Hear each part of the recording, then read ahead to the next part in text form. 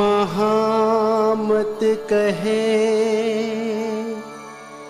सुनो साथ, देखो खो बानी प्राणनाथ।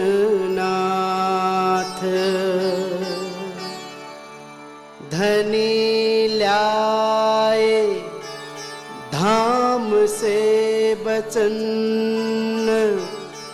जिनसे न्यारे ना होए चरण, जिनसे न्यारे ना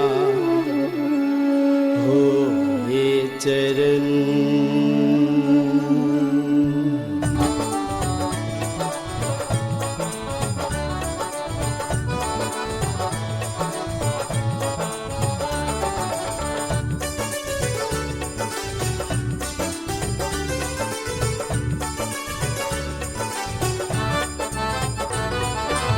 पहले आप पहचानो रे साधो, पहले आप पहचानो,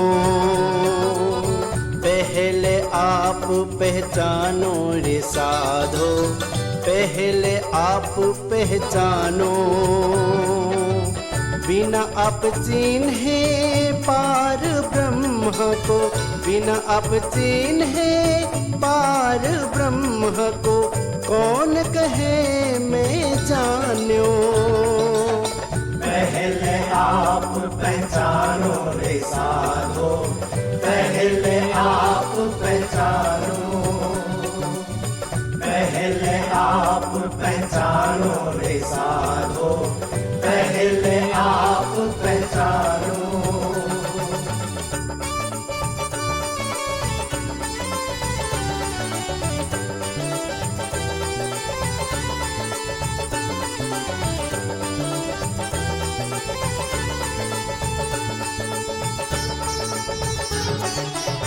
गुरु कंचन गुरु पारस, गुरु चंदन परमान। गुरु कंचन गुरु पारस, गुरु चंदन परमान। तुम सतगुरु दीपक भय, तुम सतगुरु दीपक भय, मोह कियो आप समान। पहले आप पहचानो रे साधो, पहले आप पहचानो।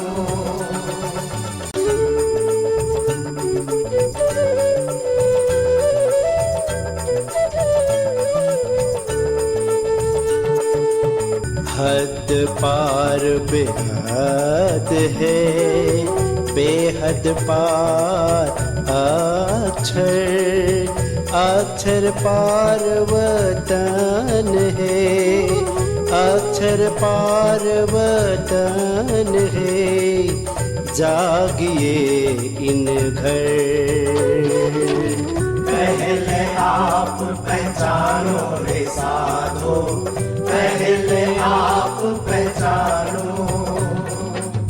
बिना आप चिन्हे पार ब्रह्म को, बिना आप चिन्हे पार ब्रह्म को, कौन कहे मैं जान्यो। पहले आप पहचानो रे साधो, पहले आप पहचानो, पहले आप पहचानो रे साधो, पहले आप पहचानो।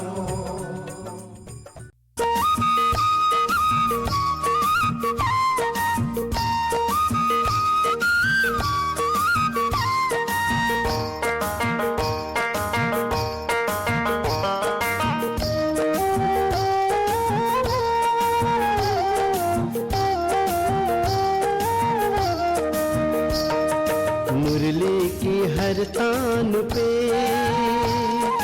राधा का नाम सज रे, मुरली की हर तान पे राधा का नाम सज रे। बंसी का दर्द मगर,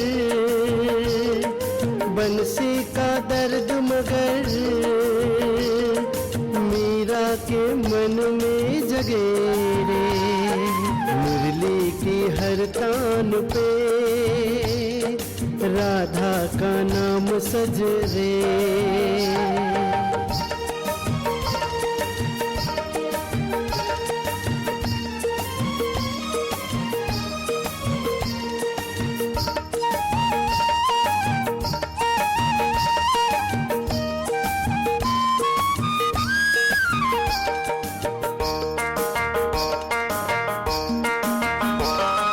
राधा को संग मिला मीरा ने हंस हंस के बिरह का जहर पिया। एक के जीवन में एक के मन में रहे, एक के जीवन में एक के मन में रहे। बंसी का दर्द मगर, बंसी का दर्द मगर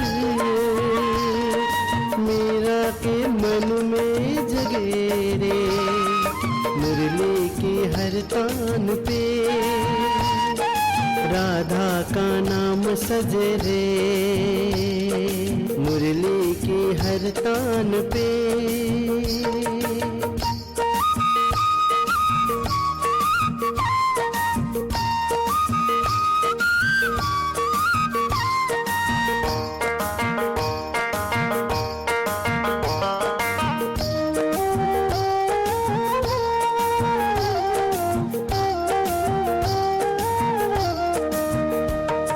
राधा दीवानी भई मीरा सुध बुध खोई, भक्ति में लीन हुई। एक के अंग लगे दूजे के रंग में रंगे, एक के अंग लगे दूजे के रंग में रंगे। बंसी का दर्द मगर हाय, बंसी का दर्द मगर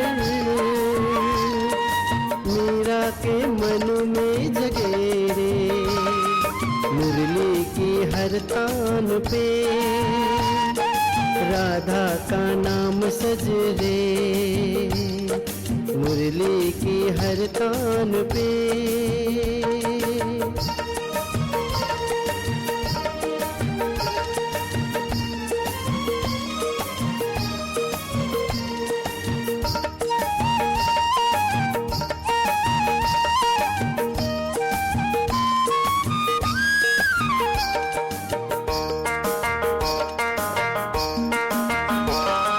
प्रेम के है रूप ये दो, राधा का दर्शन तो मीरा का चिंतन करो। दोनों के प्रीत से ये सारी दुनिया सजे, दोनों के प्रीत से ये सारी दुनिया सजे। बंसी का दर्द मगर भगवान की है आरती, भक्तों को भक्ति से है आरती। श्री भागवत भगवान की है आरती, भक्तों को भक्ति से है आरती, भक्तों को भक्ति से है आरती।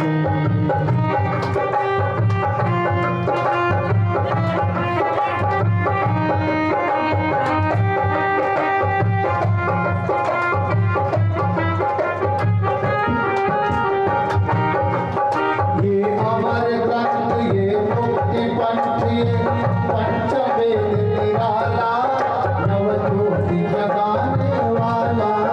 ये अमर पंचवेद निराला, नवज्योति जगाने वाला। प्रभु नाम यही, प्रभु नाम यही, प्रभु नाम यही। जग के मंगल की आरती, भक्तों को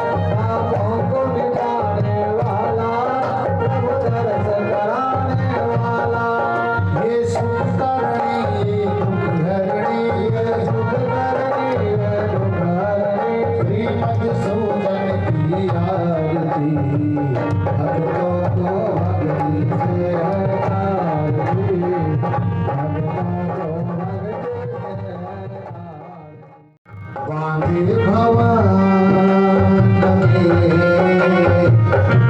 मोतियन चोर बुलाए वाला मेरे प्रेम पावना दारू पिया सखियन सही घर आए वाला मेरे मूल भात भीत पूरी कचौरी व्यंजन जोड़न आए वाला मेरे आवत आए वाला मेरे। बोलो श्री कृष्ण कन्हैया लाल की, सद्गुरुदेव महाराज की। हम आपने बड़े ही प्रेम भाव से श्रीमद् भागवत महापुराण की सेवा पूजा आरती और भोग गायन करते हुए व्यासपीठ पर आसीन परम पूज्य श्री सद्गुरुदेव महाराज जी और गुरु जी महाराज के साथ अक्सर परमात्मने नमः। श्री गुरु चरण कमलेभ्यो नमः।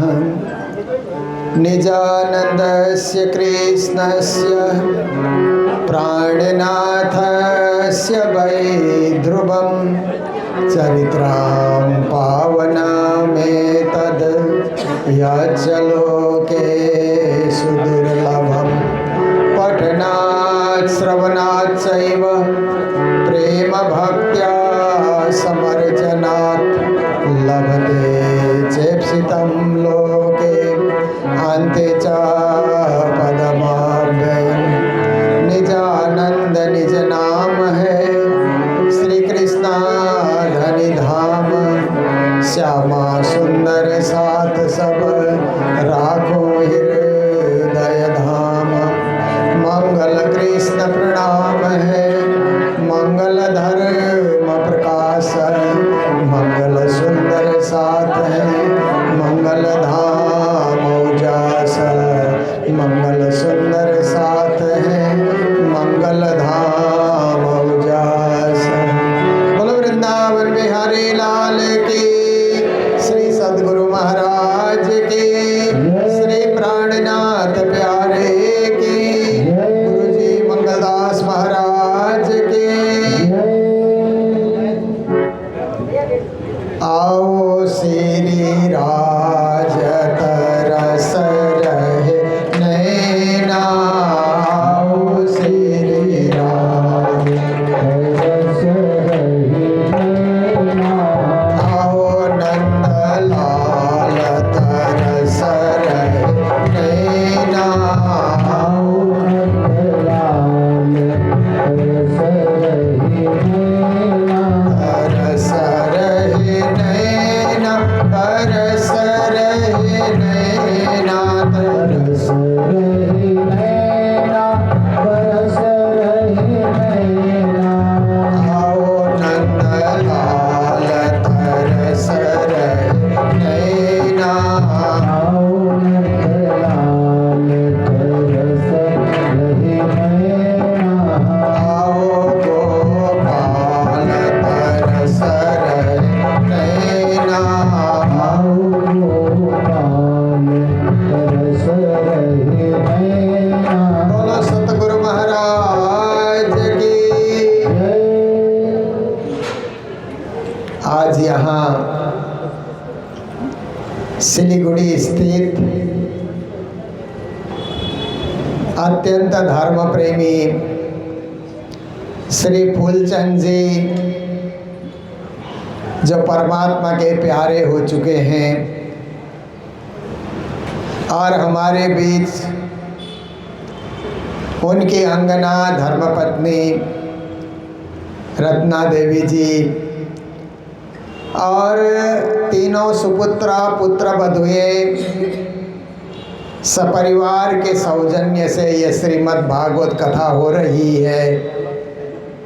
और कथा सुनाने के लिए हम सबके बीच परम आदरणीय, जिन्हें अभी अभी हिंदू रत्न सम्मान से सम्मानित किया गया है,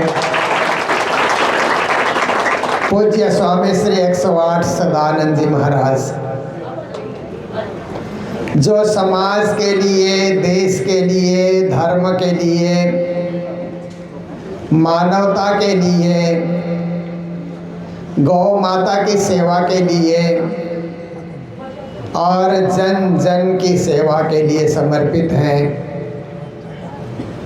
दिन रात एक करके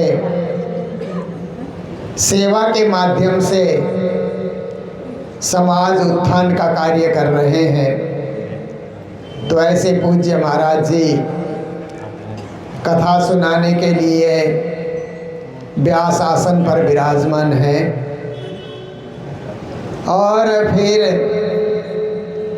मुझे भी इस कथा में 3 दिन रहने के लिए हमारे राजेश जी ने आग्रह किया था, पर कल के दिन मेरा मंगल धाम में कुछ विदेश से श्रद्धालु आ रहे हैं, उन वो दर्शन करने आ रहे हैं, तो उनके बीच मुझे रहना है। बाकी जो राज्य की कृपा होगी उतने दिन, उतने समय आप सबके साथ रहेंगे। तो कितना अच्छा है कि धर्म हमारे जीवन में आता है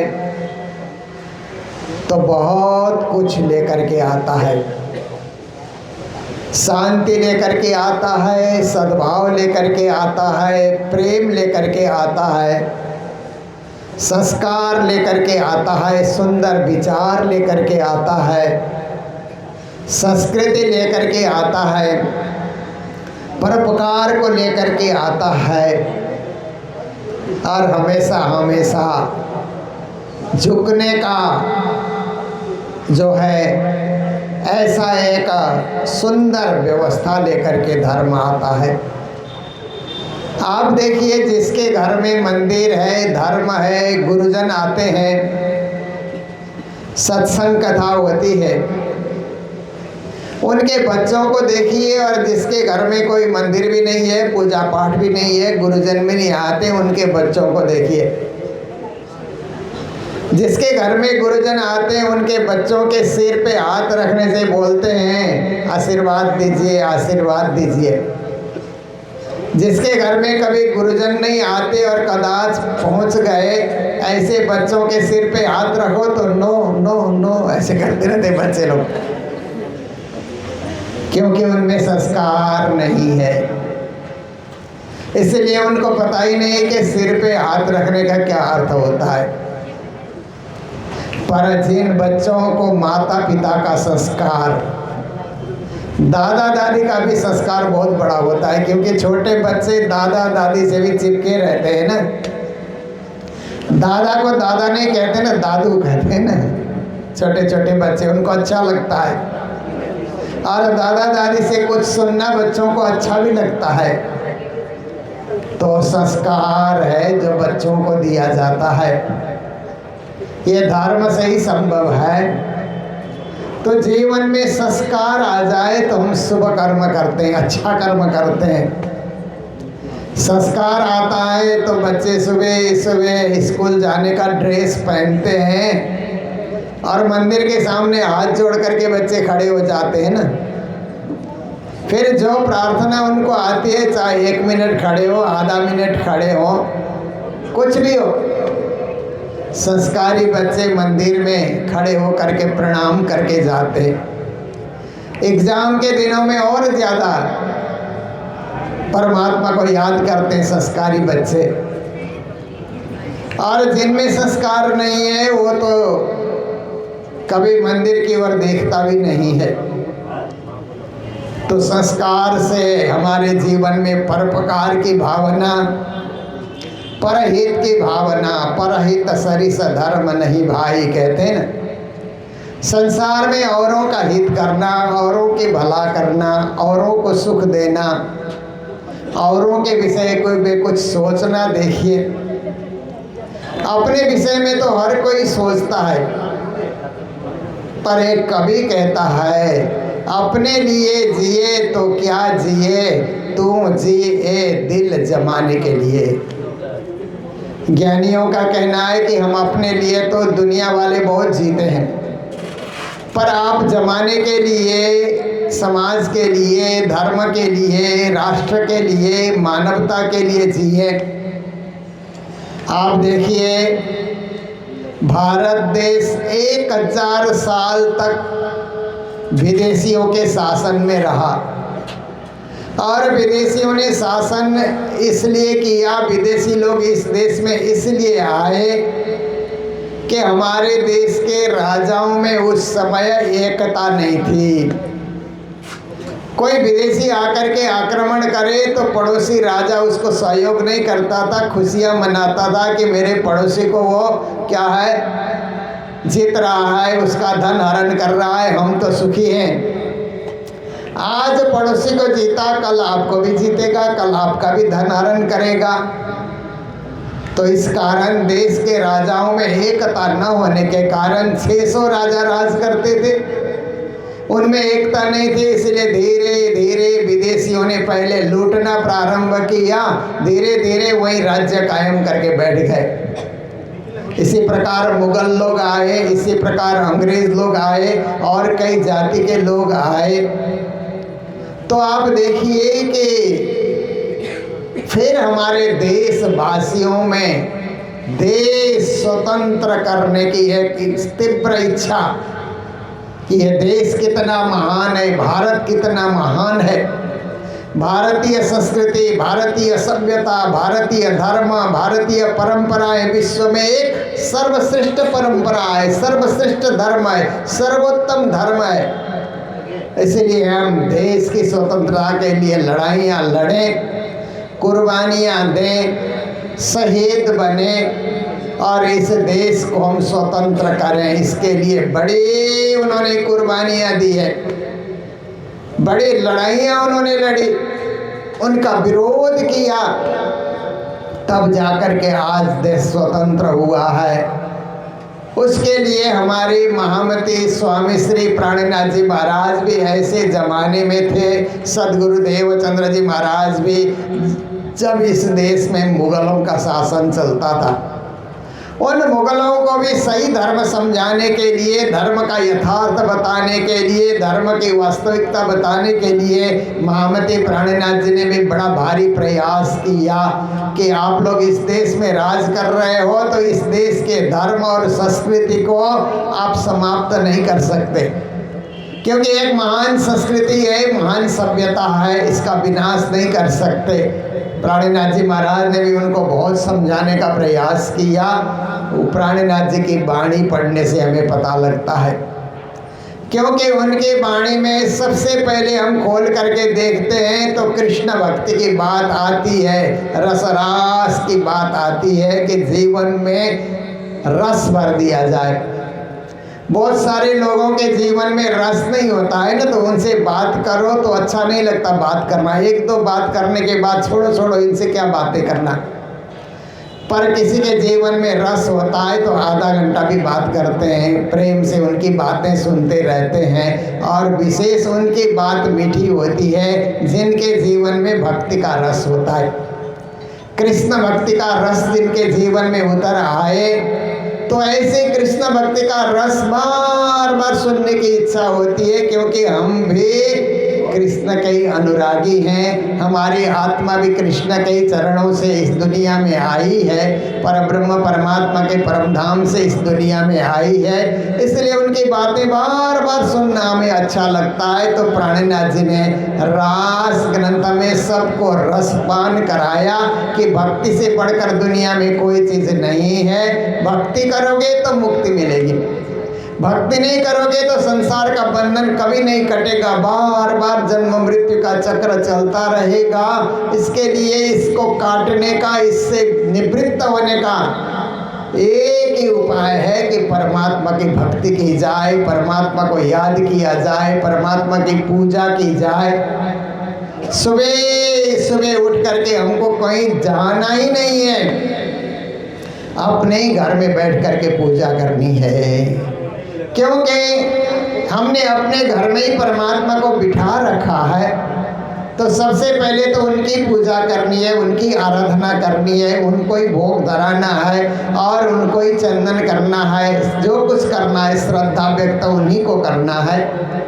तो इस प्रकार से जीवन में भक्ति का रस घर में आ जाए तो घर भी खुशहाल होता है, परिवार भी खुशहाल होता है, समाज भी खुशहाल होता है। इसलिए प्राणनाथ जी ने रास ग्रंथ के द्वारा सबके जीवन में रस भरा, प्रेम भरा, भक्ति भरने का उन्होंने कार्य किया। परंतु उन्होंने देखा कि इसके लिए भी प्रकाश तो चाहिए, क्योंकि बिना उजाला भक्ति नहीं होती। हम सुबह सुबह उठ करके मंदिर में दिया जलाते हैं ना, प्रकाश हर एक को अच्छा लगता है, अंधेरे में बैठना किसी को अच्छा नहीं लगता। अंधेरे में तो चोर लोग बैठते हैं ना, चोर लुटेरे जो होते हैं, आतंकवादी जो होते हैं, वो अंधेरे में अपना धंधा कर लेते हैं। पर ज्ञानी लोग, भक्त लोग, समझदार लोग उजाले में रहना चाहते हैं और दिया जला करके रहना चाहते हैं। हम परमात्मा के मंदिर में भी दिया जला करके अपने हृदय में भी ज्ञान का दिया प्रकाशित करना चाहते हैं। तो देखिए प्राणनाथ जी ने भी प्रकाश ग्रंथ के द्वारा तारतम्य रूपी दिया उन्होंने जला दिया और सबके जीवन को प्रकाश से उन्होंने भरा। फिर उनकी वाणी में और एक किताब आई, 6 ऋतु। ऋतुएं बदलती है ना, देखिए अब धीरे धीरे ठंडी ऋतु आ रही है ना, इसलिए अब थोड़े दिन पहले हम पंखा लगा करके सोते रहे, एसी में सोते रहे। अब एसी में सो तो बहुत ठंडा लगता है, पंखे के नीचे भी नहीं बैठ सकते हैं, ठंडा लगता है। ऋतु परिवर्तित होने के कारण कभी कभी क्या है, जीवन में भी परिवर्तन आता है। पर प्राणनाथ जी महाराज कहते हैं भक्ति में कोई परिवर्तन नहीं आना चाहिए। कुछ चीज़ें ऐसी होती है कि अपरिवर्तनीय, उसमें कोई परिवर्तन आएगा ही नहीं। कपड़े पहनने में परिवर्तन आएगा, साज सजावट में परिवर्तन आएगा, खाने पीने में भी परिवर्तन आएगा। पर परमात्मा की भक्ति अपरिवर्तनीय है। ठंडी हो, गर्मी हो, वर्षा हो, धूप हो, कैसे ही परिस्थिति क्यों न हो, भक्ति न छूटे हमसे, सेवा न छूटे हमसे, साधना न छूटे हमसे। ये प्राणनाथ जी ने शिक्षा दी। फिर आगे उन्होंने जा कर के कहा कि आज हम लोगों ने जैसे कोई भी शुभ काम होता है तो सिर पे कलश रखते हैं ना, सिर पे रखा हुआ कलश तो उतर जाता है थोड़ी देर के बाद। आधा घंटा सिर पे कलश रखते हैं, 1 घंटा रखते हैं, परंतु कलश को हम उतार देते हैं। पर ज्ञान रूपे कलश को सिर में जब हम धारण करेंगे ना, वो कभी उतरेगा नहीं। आप ज्ञानी बनोगे तो ज्ञान का कलश कभी उतरेगा नहीं। प्राणनाथ जी कहते हैं कि ज्ञान का कलश सिर पे धारण करो और ज्ञान के द्वारा फैसला लो। अज्ञानी मत बनो, आप ज्ञानी बन करके अच्छा से अच्छा फैसला ले सकते हो। सबसे बड़ा फैसला तो है कि आत्मा को परमात्मा के चरणों में पहुंचाना है। इसके लिए हम सब दिन पूजा पाठ में संलग्न रहें। फिर उन्होंने सनंद में ब्रह्म संबंध की बातें की। दुनिया वालों को, मुगलों को भी उन्होंने समझाया कि एक कह्या वेद कते बने, सो जुदा रहा सबन, तिनको सारों ढूंढिया, सो एक न पाया किन्ना। पर ब्रह्म परमात्मा एक है, देवी देवता अनेक हैं, उनका परिवार है, परंतु मालिक सबके तो एक ही है। पूर्ण ब्रह्म, पर ब्रह्म, अक्षरातीत, अनादि, ऐसे पर ब्रह्म एक हैं। वेद ने भी यही कहा, कतेब ने भी यही कहा। पर वो एक को छोड़ करके अनेक की पूजा में लोग संलग्न हो गए, एक को उन्होंने भुला दिया। तो उस एक को ढूंढने के लिए प्राणनाथ जी कहते सब निकले और मैं भी एक को ढूंढने के लिए मैं निकला। तो तारतम्य ज्ञान के माध्यम से पुरुषोत्तम परब्रह्म को मैंने वाणी में प्रकट किया है। वो पुरुषोत्तम ही सबसे बड़े हैं, सबके स्वामी हैं, सर्वेश्वर है, उन्होंने कहा। फिर उन्होंने कीर्तन ग्रंथ में कीर्तन भक्ति करने की बातें बताई कि परमात्मा को गा करके रिझाया जा सकता है, क्योंकि गाने से भावना उदय होती है ना, भक्ति का उदय होता है। आप गाइए, गाने की कोशिश करिए, स्वर है नहीं है फिर भी कुछ गाइए, गाने से भक्ति का उदय होता है। परमात्मा गाने से बहुत प्रसन्न होते हैं, इसीलिए कीर्तन ग्रंथ उन्होंने कहा फिर खुलासा, खिलवत, परिक्रमा, सागर, श्रृंगार, सिंधी, मार्फत, क्यामत, ये जितने ग्रंथ वाणी के अंतर्गत हैं, सब में परमात्मा से जोड़ने का, परमात्मा के धाम पहुंचाने का, परमात्मा के साथ आत्मा जागृति करने का, ये सारा ज्ञान प्राणनाथ जी ने तारतम वाणी में दिया है। जो हम लोग नित्य उस वाणी ग्रंथ की पूजा भी करते हैं, पारायण भी करते हैं, पाठ भी करते हैं और उसके अनुरूप जीवन जीने की कला भी हम लोग सीखते हैं। तो श्रीमद् भागवत में एक जगह नारद और व्यास का संवाद जब चलता है तो उस समय नारद जी वेद व्यास को समझाते हैं कि व्यास से कुछ ग्रंथ ऐसे हैं कि जिन ग्रंथों में सुंदर सुंदर शब्दावली को सजाया गया है, पर भक्ति की चर्चा वहाँ पर नहीं है। कुछ ग्रंथ ऐसे हैं कि जिनमें इतने सुंदर शब्दावली नहीं सजाया गया है, परंतु पद पद में भक्ति की महिमा गाई गई है, परमात्मा के स्वरूप की महिमा गाई गई है और परमात्मा में एकाकार होने की बात बताई गई है। तो सुंदर शब्दावली वाले ग्रंथ से बढ़कर के भक्ति भाव परिपूर्ण जो ग्रंथ है वही महान होता है। तो मुझे लगता है कि नारद जी ने वेद व्यास जी को जिस ग्रंथ के विषय में संकेत किया वही तारतम वाणी है, क्योंकि तारतम वाणी के एक एक शब्द में परमात्मा के नाम रूप लीला धाम की महिमा गाई गई है और परमात्मा प्राप्ति के लिए एक सुंदर पराप्रेम लक्षणा भक्ति का मार्ग बताया गया है, जो सरल भक्ति है, सुगम भक्ति है, सहज भक्ति है और थोड़े से कार्य करने से भी महान फल मिलता है। आप देखिए कभी कभी क्या होता है कि थोड़ी सी खेती करो तो बहुत फसल निकल आता है ना, छोटा सा बिजनेस करो तो बहुत मुनाफा हो जाता है ना कभी कभी।